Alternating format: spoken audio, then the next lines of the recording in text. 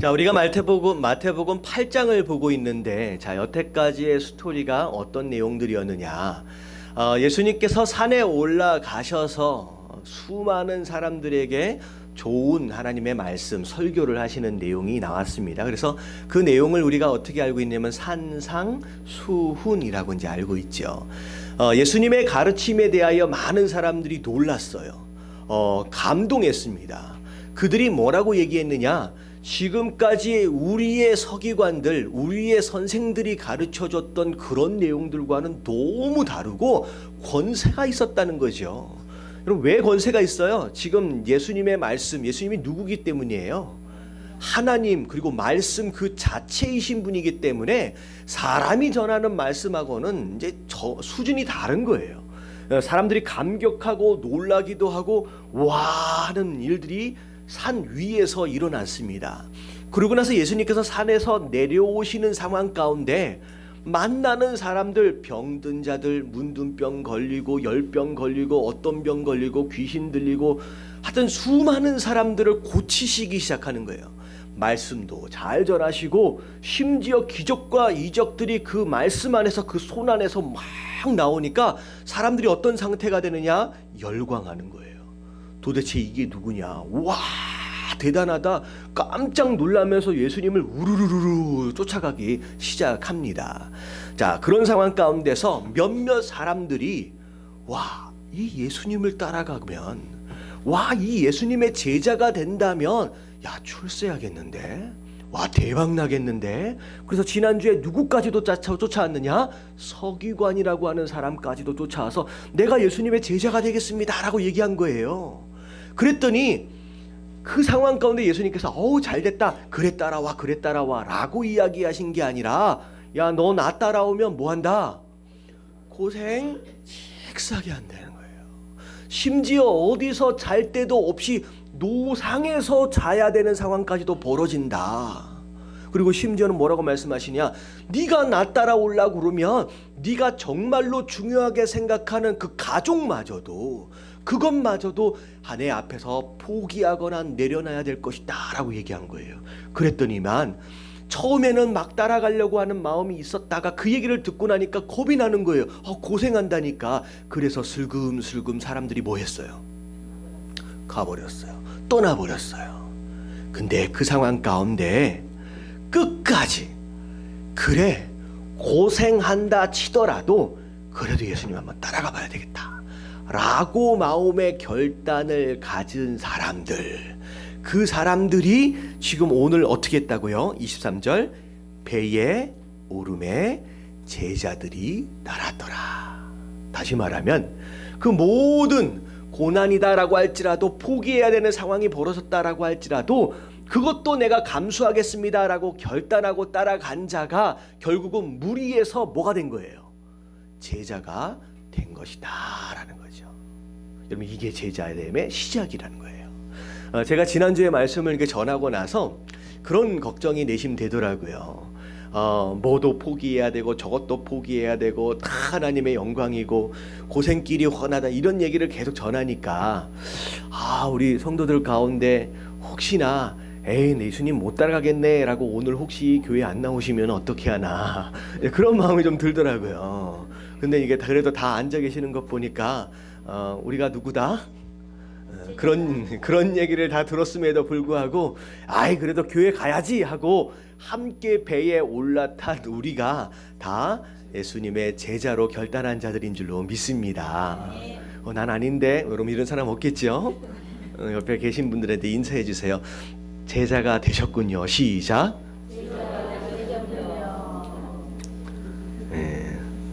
영혼 없게 하지 마시고 우리가 지금 그러면 어떤 상태가 되온 거냐면 예수님이 타신 그 배에 지금 어떻게 된 상태예요? 같이 올라간 상태예요. 자, 이미 배가 어떻게 된 상태예요? 이제 배가 출발했어요. 자, 내릴 수 있어요, 없어요? 못 내려요. 다시 한번 이야기해 주세요. 이제는 못 내립니다. 시작. 이제는 못 내려요. 제자된 자로서 배에 이미 올라탔어요.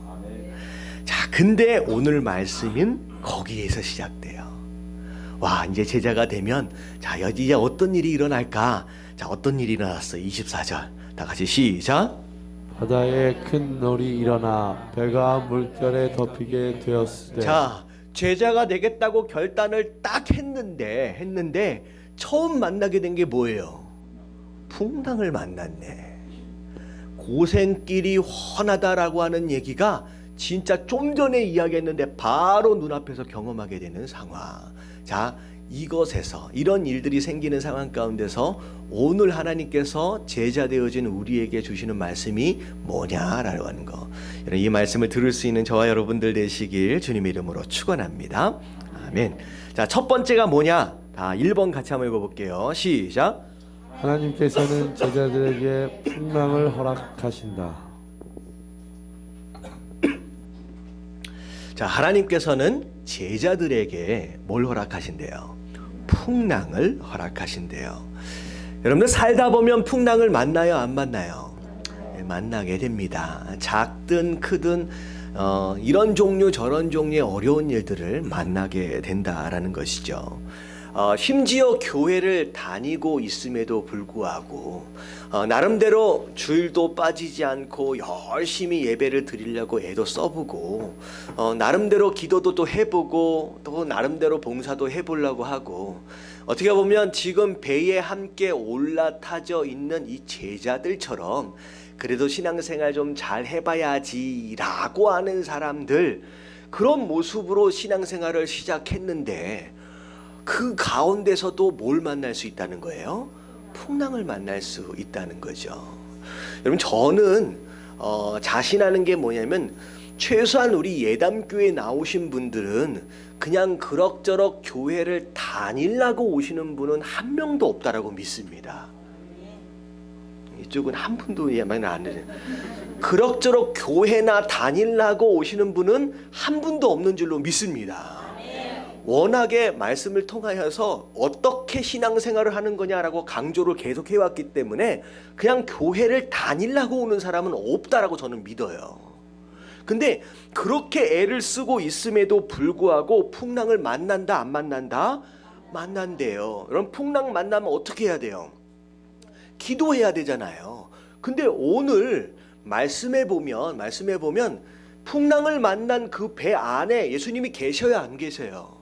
계셔요. 근데 그 예수님 뭐 하고 계세요? 주무시고 계셔. 여러분, 이런 상황은 어떤 상황이냐?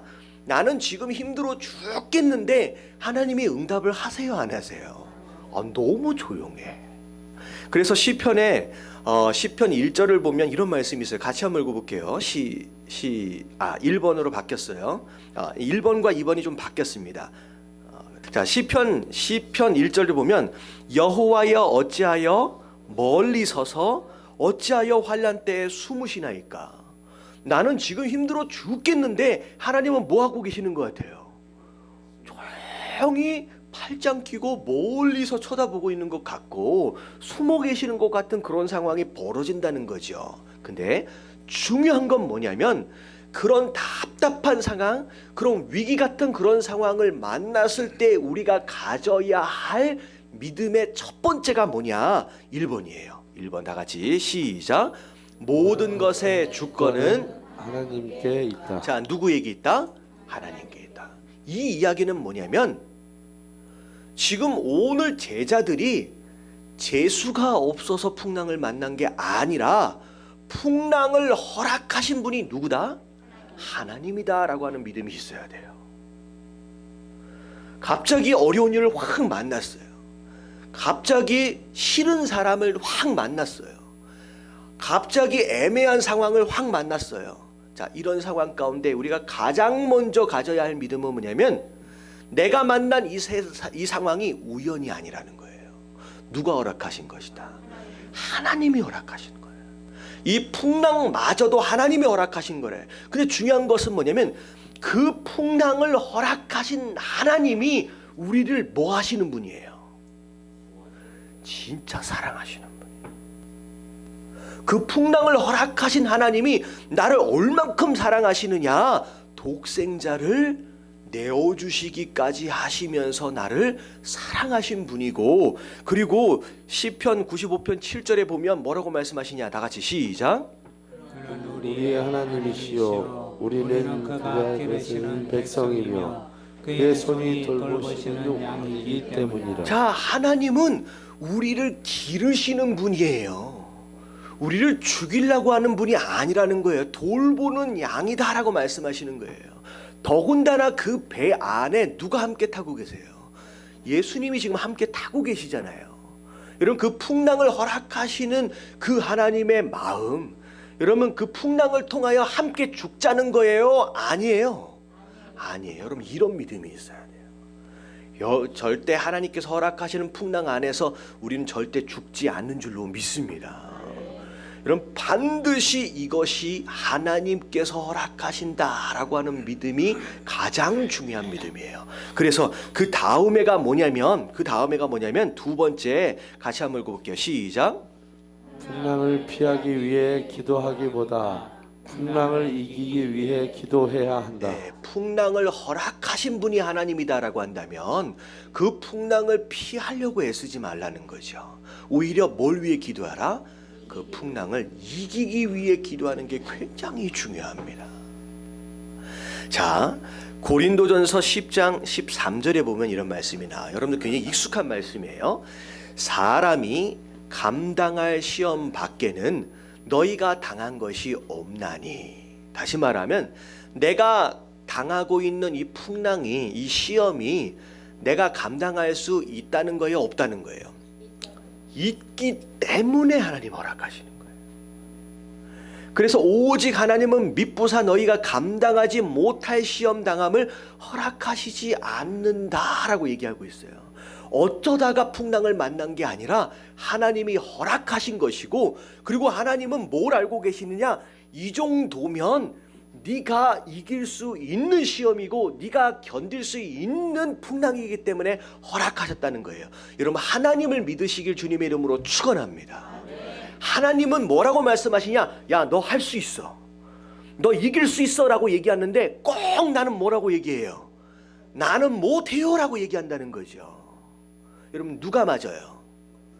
여러분, 나는 못한다라는 내 믿음이 맞는 게 아니라 여러분, 하나님이 맞는 거예요. 여러분, 하나님을 믿으시길 주님의 이름으로 축원합니다. 자, 근데 이 밑에 보면 재미있는 표현이 있어요. 시험 당할 쯤에 또한 어떤 길을 내세요?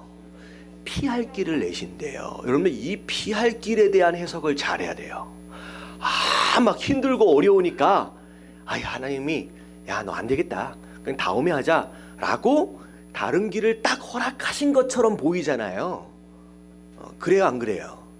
여러분, 그래요. 근데 그 뒤에 말씀을 보면 그게 아니에요. 자, 피할 길을 내셨는데 결국은 너희로 뭐 한다? 능히 감당하게 하시니라. 자, 피한 거예요, 감당한 거예요? 여러분, 감당한 거예요. 여러분, 이건 피한 것이 아니라 여러분 감당한 거예요. 자꾸 피할 길을 찾지 마시고 여러분, 견딤으로 말미암아 그 풍랑을 감당해 가시게 되길 주님의 이름으로 축원합니다. 그래서 이런 믿음이 있어야 돼요. 내 삶 가운데 나를 힘들게 만드는 사람이 있어요, 없어요? 여러분, 그게 가정 안에도 있을 수 있고요, 심지어 어디 안에도 있을 수 있어요. 이렇게 잘 알지? 나 저 김집사만 안 보이면, 저 박집사만 안 보이면, 성을 누구를 들었니? 저 손집사가 없지 여기? 있구나. 한 사람만 있으면 안 돼. 정말 신앙생활 재밌을 것 같은데, 저 꼴보기 귀신은 저 왜 그렇게 또 되게 잘 나와, 또 교회를, 또 그런 사람은 또 뭐 하면 또 그렇게 잘 마주쳐. 근데 그 사람을 재수없어서 만난 게 아니라는 거예요. 오늘 얘기는 남편이 힘들게 해요, 안 해요? 여기서 왜 나는 자진납세를 하는 것 같아. 아내가 힘들게 만들고 아이들이 힘들게 만들 수 있어요. 근데 내가 재수없어서 그 남편을 만난 게 아니에요. 누가 허락하신 것이다. 여러분, 이게 중요한 믿음이에요. 그 남편을, 나를 힘들게 만드는 그 사람을 허락하신 분이 하나님이다라고 하는 믿음이 있으면 내가 그 상황에서 그 사람에게 어떻게 반응해야 하는지는 너무 쉽게 나오는 거예요. 그 사람 미워하라는 거예요? 아니지요. 하나님이 허락하셨는데. 그 어려운 문제 때문에 내가 죽어버리라는 거예요? 아니에요. 견뎌라는 거예요. 포기하고 에이 모르겠다, 에이 딴 교회 가야지, 여러분 그렇게 하라는 거예요? 아니라는 거예요. 혹시 그런 마음 가지고 계신 분은 회개하시길 주님의 이름으로 축원합니다. 그러면 딴 데 가보십시오. 그런 사람, 똑같은 사람, 아니면 더 지독한 사람 또 만나요. 맨날 옮겨 다니겠어요? 1년에 한 번씩? 아니에요. 그냥 견디는 거예요. 허락하신 분이 누구다? 하나님이에요. 그리고 감당할 수 있기 때문에 허락하셨다라고 하는 믿음 여러분 가지시게 되길 주님의 이름으로 축원합니다. 여러분 잘 알아야 돼요. 하나님께서는 누구에게 풍랑을 허락하세요? 제자들에게 풍랑을 허락하세요. 여러분 무리들에게 허락하시는 풍랑이 아니에요. 여러분 무리들이 당하는 풍랑은 지가 잘못해서 당하는 풍랑이에요. 제자들이 당하는 풍랑은 지금 제자들이 잘못한 게 있어요, 없어요? 없잖아요. 순종하고 따라왔잖아요. 근데 그 풍랑의 종류가 달라요.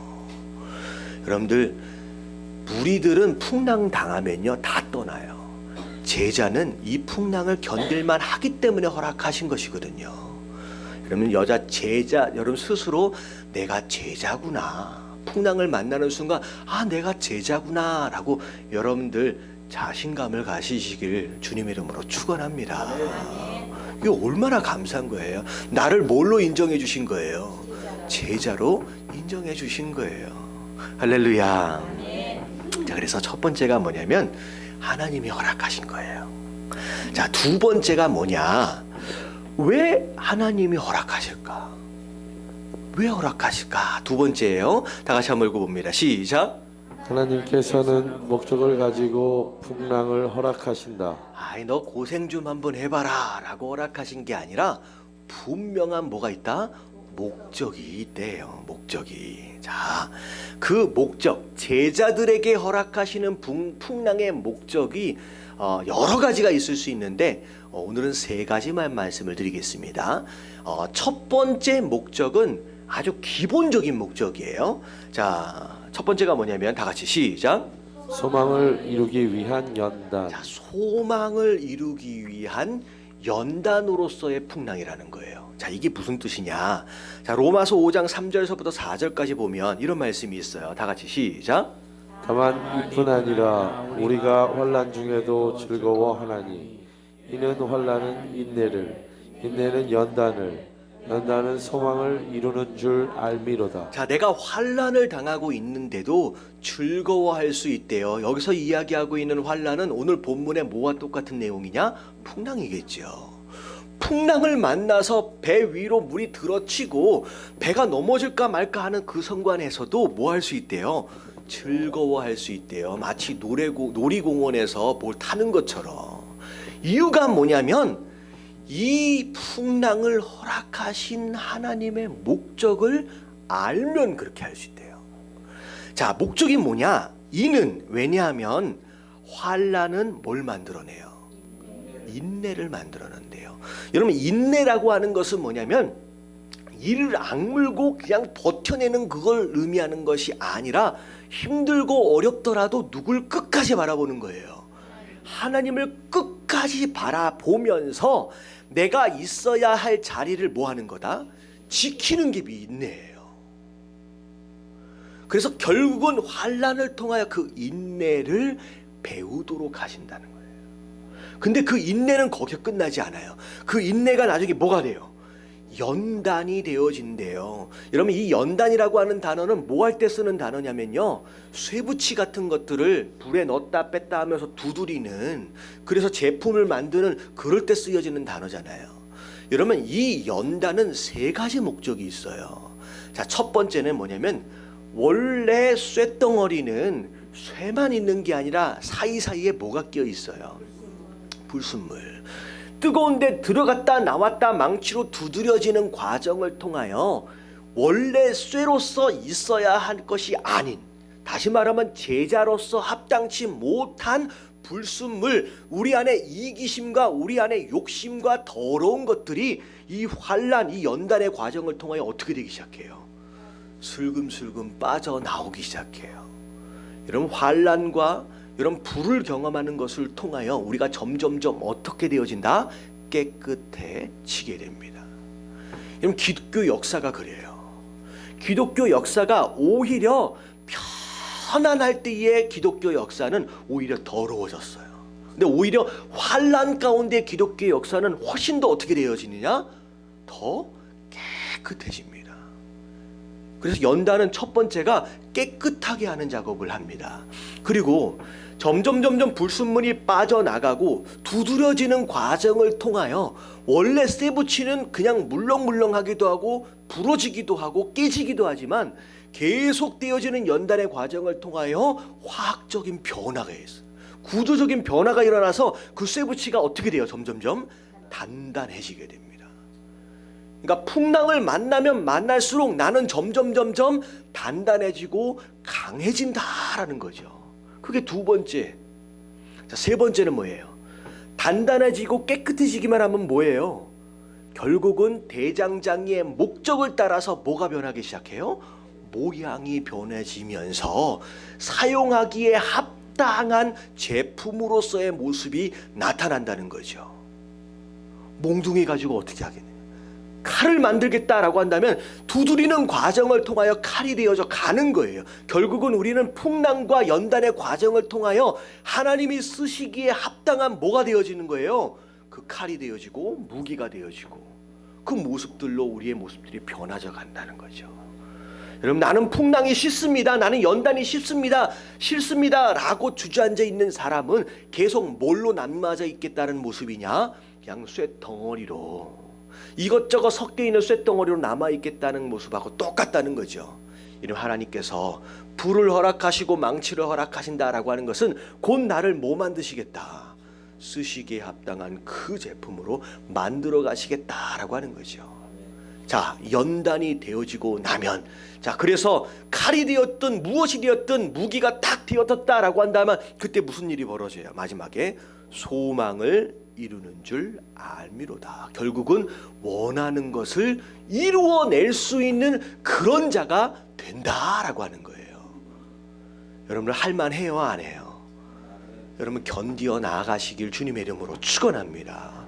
그 첫 번째는 네가 정말로 원하는 것이 있느냐, 네가 되고 싶은 것이 있느냐, 네가 이루길 원하는 것이 있느냐, 그러면 네가 당하는 환난과 고난을 뭐 해보라는 거예요? 견뎌보라는 거예요. 그러면 거기서 인내, 거기서 연단, 그리고 나서 그 일을 이루게 되는 그날을 네가 경험하게 될 것이다 라고 하나님 말씀하시는 거예요. 여러분, 그것을 이루실 수 있는 저와 여러분들 되시길 주님의 이름으로 축원합니다. 자, 두 번째는 오늘 말씀하고 굉장히 밀접한 연관성이 있는데, 자, 2번 같이 한번 읽어볼게요. 시작. 진짜 믿음을 분별하기 위한 테스트. 자, 이게 무슨 얘기냐? 제자들은 어떤 마음을 가졌을 것 같으냐면요, 중간에 배에 올라가기 전에 예수님이 제자가 되면 고생한다 그랬잖아요. 다 포기해야 된다 그랬잖아요. 그럴 때 많은 사람들이 다 떠났어요. 떠나가는 그 상황 가운데서도 이 제자들은 그래, 그래도 한번 해봐야지 라고 결단하고 다짐한 가운데 그 배를 탔거든요. 그러면 그들 마음 가운데 어떤 생각이 있냐면, 나는 그래도 쟤네들보다는 뭐가 좋다? 믿음이 좋다는 거예요. 나는 그래도 쟤네들보다는 좀 더 나은 것 같은 거예요. 그래서 배를 타고 가는 상황 가운데 마음 가운데 굉장히 뿌듯함이 있는 거예요. 아, 내가 이 배에 탔다. 아, 내가 그래도 믿음이 좀 있으니까. 그리고 나서 나중에 이 바다를 건너가고 난 뒤에 내릴 때 저쪽 동네 사람들에게 예수님과 더불어 따단하고 등장하게 될 것을 막 상상하면서 스스로 믿음 있음에 대해서 굉장히 자신하고 있는 그 상황이에요. 그 상황 가운데 예수님이 뭘 허락하셨냐? 하나님 뭐라 허락하셨어요? 풍랑을 허락하셨어요. 그랬더니 믿음이 있는 줄 알았는데 믿음이 있었다 없었다? 자, 25절을 보니까 풍랑이 막 치니까 자, 누굴 깨웠어요? 예수님을 깨웠어요. 주여 우리를 구원하여 주시옵소서. 여러분 여기까지는 너무 좋은 거죠. 자, 풍랑이 일어나면 문제를 만나면 누구를 찾아가라? 여러분 기도해야 돼요. 예수님을 찾아가야 돼요. 이게 맞는 거예요. 근데 그 다음이 문제예요. 뭐라고 얘기했어요? 우리가 죽겠나이다. 그러니까 예수님께 나아가서 기도를 하긴 했는데 그 기도하는 그 마음 가운데에는 두려움이 있는 거예요. 근심과 걱정이 아직도 있는 거예요. 다시 말하면 기도하는 자는 뭘 가지고 나오라 그랬어요? 믿음을 가지고 나오라 그랬는데 그 믿음은 온데간데 없이 그 두려움과 염려와 근심 걱정을 그대로 가지고 나와가지고 아이고 죽겠나이다 라고 얘기하고 있는 거죠. 예수님 뭐라고 말씀하시냐? 왜 무서워하느냐? 왜 두려워하느냐? 라고 말씀하시면서 자, 평가가 딱 이루어졌어요. 믿음이 큰 자라 작은 자더라. 배 타고 떠나기 전에는 자기가 되게 믿음 있는 줄 알았어요. 이런 모태신앙들이 있잖아요. 여기 보면 주의종들도 있고 나는 10년 믿었습니다. 나는 20년 믿었습니다. 나는 김포에 어느 교회를 다닙니다. 나는 김포에 어디 교회를 다녀요? 예담교회를 다닙니다 라고 해서 되게 믿음이 있는 것처럼, 근데 진짜 믿음이 있는지 없는지는 뭘 만나보면 안다? 풍랑을 만나보면 알아요. 지금 오늘 제자들이 뭐라고 평가를 받았느냐? 믿음이 없다라고 평가를 받잖아요.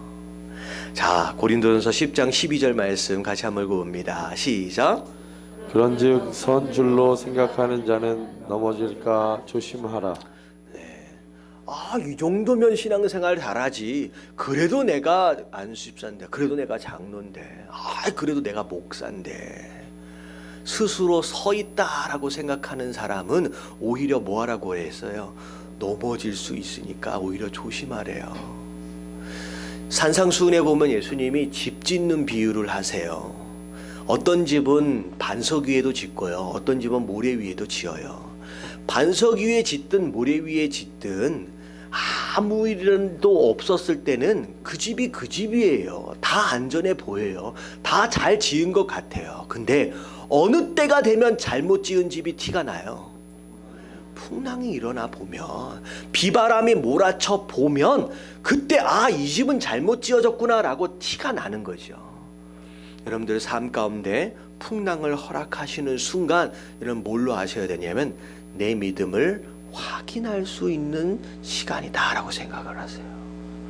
여러분 비바람 없고 풍랑 없을 때는 다 좋은 것 같지만 만나보면 그때 티가 딱 나는 거예요. 그래서 자, 고린도후서 13장 5절 말씀에 보면 자, 성도들에게 하시는 말씀이에요. 너희는 믿음 안에 있는가? 너희 자신을 뭐하래요? 시험해 보래요. 당연히 나는 믿음이 있지. 아니라는 거예요. 네가 진짜 가지고 있는 믿음이 뭐냐라고 하는 걸 시험해 보래요. 그리고 나서 너희 자신을 뭐하라?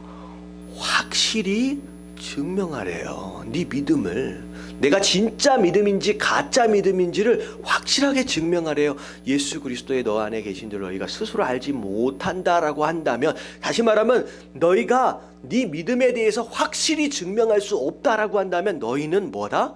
버림받은 자일 수 있다라고 얘기하는 거예요. 이거 얼마나 무서운 얘기냐는 거죠. 결국은 내 믿음이 진짜냐 아니냐라고 하는 것은 어디에서 나누는 그 판가름이 나느냐? 풍랑을 만났을 때 나요. 제가 그런 얘기 한번 해드린 적 있잖아요. 제가 LA 있을 때 쇼핑몰에 갔는데 가죽 잠바를 엄청 이쁜데 엄청 싸게 파는 거예요. 거의 뭐 한 20-30% 세일이 아니라 20-30% 가격에 파는 거예요. 그래가지고 야, 이거 대박이다. 딱 입어보니까 누구 옷이에요? 내 옷인 거야. 너무 멋있어. 거울을 딱 보니까. 그럴 때 전혀 없는 것처럼. 그래가지고 그걸 제가 이제 전도사 시절이었어요. 네, 교회 딱 입고 갔어요. 딱 입고 갔더니 옆에 있는 전도사님이 저보다 나이가 좀 많으세요. 자꾸 저를 놀리는 거야. 이거 가짜 같은데? 꼭 그런 사람 있잖아요. 그러면서 아이 진짜라고 내가 어디서 샀는데 베버리 센터에서 샀다 막 이러면서 막 자랑을 하는데, 그러더니만 진짠지 가짠지 확인해 보자는 거예요. 뭘로 확인하면 돼요? 가죽인지 가짠지. 라이터를 대보면 되겠다는 거예요. 근데 정작 그 전까지만 해도 당연히 가죽이지라고 자신감 있게 얘기하다가 부엌에 가서 라이터를 딱 들고 오는 순간 긴장되는 거예요. 그러니까 했을까요? 안 했을까요? 안 했어요. 나중에 알고 보니까 가짜였어. 폴리 어찌고 저찌고. 그러니까 가죽같이 이쁘게 만들어진 거였는데 그거 불 붙였으면 큰일 날 뻔했거든요. 여러분, 우리 시험이 그런 거예요. 우리의 믿음이 불이 없을 때는 자신감 있게 얘기할 수 있잖아요. 여러분, 불 한번 만나보십시오. 그때 진짜가 분별이 이루어집니다. 오늘 말씀처럼. 그래서 이런 풍랑 만날 때 내 믿음을 시험할 수 있는 기회로 여기시길 주님의 이름으로 축원합니다. 왜 그걸 고마워해야 되느냐? 여기서 풍랑 가운데 분별이 되어지면 이제 어떻게 해야 되면, 내가 짝퉁이다 그러면 어떻게 하면 돼요? 잘 믿으면 되거든요. 근데 여기서 풍랑 안 만나고 저 위에 올라가서 심판대 앞에 섰버리면, 그때 만약에 너 짝퉁인데 그러면 어떻게 돼요? 그러면 기회가 없는 거야. 어디 가야 돼요? 교회 매주마다 나왔는데 지옥 가야 돼. 그거 얼마나 억울하겠어요. 오히려 이 땅을 살면서 풍랑을 만나는 게 감사할 일인 줄로 믿습니다. 자, 마지막. 자, 세 번째가 뭐냐? 다 같이 한번 읽어볼게요. 시작. 하나님을 경험할 수 있는 절호의 기회. 그러면 제자들이 풍랑을 안 만났으면 그 풍랑마저도 잠잠케 하실 수 있는 창조주 하나님의 능력, 그 예수님의 능력을 경험할 수 있었어요? 없었을까요? 없다는 거예요. 다시 말하면 풍랑은 하나님을 만날 수 있는 기회고요.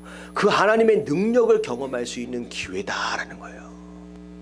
자, 어제 우리가 잠깐 말씀드렸지만 나하만 장군 혹시 기억나세요? 나하만 장군? 아람 나라의 대단한 장군이에요. 자, 성경을 보면 이 나하만 장군에 대해서 설명하고 있습니다. 군대 장관이다. 그 나라에서 가장 높은 사람이에요. 그리고 왕이 엄청 신임하는 사람이에요. 왕이 신임한다. 이러면 이걸 전문 용어로 뭐라고 얘기해요? 실세. 요즘 많이 등장하는 단어잖아요. 실세였어요. 아람 나라의 실세.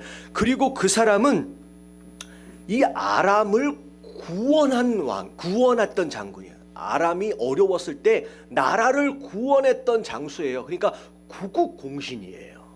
더군다나 엄청 높은 위치에 있는데 아직도 용사로서 싸움에 능한 사람이래요. 자, 여기까지 이 사람이 부족함이 있어요? 없어요? 부족함이 없이 완벽한 사람이에요. 더할 나위 없이. 근데 마지막 1절 끝자락에 뭐라고 나와 있느냐? 그 사람은 나병 환자였더라. 여러분들, 이 사람 입장에서 생각할 때 이 사람이 뭐라고 생각했을까요? 다른 건 다 완벽해. 근데 뭐 하나만 없으면 좋겠다. 이 나병 하나만 없으면 내가 너무 행복할 텐데, 근데 하나님 뭐라고 말씀하시냐? 그 나병이 너에게 은혜라는 거예요. 그 나병을 통하여 이 나만 장군은 누굴 만나게 되느냐? 하나님을 만나게 돼요. 여러분, 아무리 의리의리 삐까번쩍 그렇게 잘 먹고 잘 살았다라고 한들 평생 아무런 문제가 없어서 그냥 그렇게 살다가 죽었다, 그리고 지옥 간다, 그게 행복한 삶이겠느냐는 거예요. 아니라는 거예요. 비록 내 삶 가운데 왜 이런 어려움이 있을까? 왜 이런 연약함이 있을까? 이거 하나만 없으면 너무 행복할 것 같은데 라고 하는 그 문제, 오히려 그 문제가 하나님을 만날 수 있는 기회가 되어진다라고 한다면 오히려 그게 축복인 줄로 믿습니다. 여러분, 사실 이 자리에 나는 아무런 문제가 없이 너무 행복하다, 예수님 안 믿는데도 그러면서 여기 나와 있다라고 하는 것은 진짜 쉽지 않거든요. 어려움이 있어요, 없어요? 여긴 괜찮아요, 다? 그럼 다 있잖아요. 사실 그것 때문에 여기 나온 사람도 있거든요. 여러분 그걸 은혜로 여기시게 되길 주님의 이름으로 축원합니다. 그래서 출애굽을 한 이스라엘, 갑자기 앞에 홍해가 놓였어. 이 홍해가 없으면 빨리 가나안 갈 수 있을 것 같지만 하나님 뭐라고 말씀하시냐? 홍해를 허락하시는 것으로 인하여 나를 경험하라 라고 하는 거예요. 거기서 하나님을 만날 수 있는 저와 여러분들 되시길 주님의 이름으로 축원합니다. 자, 그래서 다 기억해야 돼요. 자, 하나님은 풍랑을 허락하실 때 뭘 가지고 허락하신다? 목적을 가지고 허락하십니다. 첫 번째 목적이 뭐예요? 자, 연단을 위한 거예요. 자, 두 번째는 뭐예요? 테스트해 보라는 거예요. 세 번째가 뭐예요? 나를 만날 수 있는, 나를 경험할 수 있는 기회다라고 하는 거. 여러분 깨달아지시고 오히려 풍랑이 몰려올 때 아싸! 나 어떻게 할 기회예요? 정말로 복이다, 기회다라고 여기시게 되길 주님의 이름으로 축원합니다. 자, 마지막이 뭐냐? 자, 이거는 어떻게 보면 보너스처럼 붙어 있는 건데, 자, 다 같이 한번 읽어봅니다. 시작. 대자연을 통하여 순종을 배워야 합니다. 자, 오늘 말씀을 제가 묵상하면서 눈에 확 들어오는 단어가 무엇이었느냐? 27절에 보니까 바다와 바람을 잠잠케 하시는 예수님의 모습을 보면서 제자들이 막 놀랐어요. 그러면서 뭐라고 얘기하냐면 이가 어떤 사람이기에 바람과 바다도 뭐했다? 순종하는가. 여러분 이 순종이라는 단어가 마음에 확 들어오면서 그런 생각을 하게 되는 거예요. 이 세상의 모든 만물, 모든 자연, 모든 피조물들은 하나님의 명령하심에 철저하게 뭐하고 있다? 순종하고 있다네. 창세기에 처음 만드시는 그 순간서부터 단 한 번도 거역하지 않고 해는 어디에서 떠서 어디로 져요? 동쪽에서 떠서 서쪽에서 져요. 갑자기 해가 나는 오늘 기분이 꿀꿀한데 진짜 달 때문에 상처 입었다고 난 내일 서쪽에서 뜰란다. 여러분 이런 적 있어요, 없어요? 없어요. 그 어떤 자연, 그 어떤 피조물도 철저하게 하나님의 말씀에 순종하고 그렇게 움직이고 있는데 유독 누구만큼은 우리 인생만큼은 이 순종이 참 안 된다는 거예요. 여러분 다른 피조물과 인생은 비교가 안 돼요. 여러분 그 어떤 피조물, 심지어 천사를 위해서 하나님은 그의 아들을 내주신 적이 없어요. 누구만큼은, 우리의 인생만큼은 너무 사랑하셔서 그의 아들까지 내어주시기까지 그렇게 사랑하셨는데도 불구하고 순종에서만큼은 자연 만물보다 잘한다 못한다, 못하고 있다라고 하는 거예요. 여러분 하나님을 섭섭하게 만드시지 마시게 되길 주님의 이름으로 축원합니다. 우리가 자연을 통하여 좀 배웠으면 좋겠다라는 거죠. 그래서 이런 병 걸리면 어떤 이런 병 있잖아요. 머리가 아무리 명령을 내려도 몸이 꼼짝하지 않고 있다. 여러분 그게 뭐가 된 거예요 지금? 마비가 된 거예요. 하반신 마비, 전신 마비, 식물인가.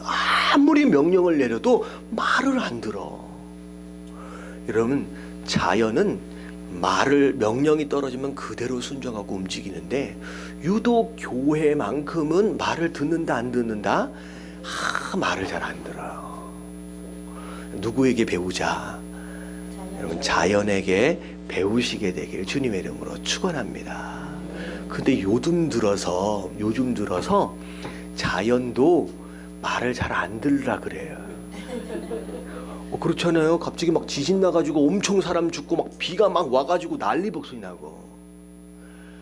누구를 닮아가고 있냐면 그 땅 위에 살고 있는 인간들을 닮아가고 있는 거예요. 여러분들이 서 있는 그 땅 누굴 닮아가게 돼 있냐? 그 땅 주인을 닮아가게 돼 있어요. 나는 땅이 없는데요. 여러분 그런 얘기 하지 마세요. 내가 살고 있는 그 현장이 하나님 주신 땅이에요. 그 가정이 여러분들에게 주신 기업이거든요. 근데 내가 서 있는 그 땅이 이상하게 말을 잘 안 들어. 그럼 누굴 닮아가는 것이냐? 그 땅의 주인을 닮아가고 있는 거예요. 내가 변하면요, 내가 먼저 하나님 앞에 순종해서 하나님과의 온전한 관계 안에 들어가면 그 땅이 나를 닮아옵니다.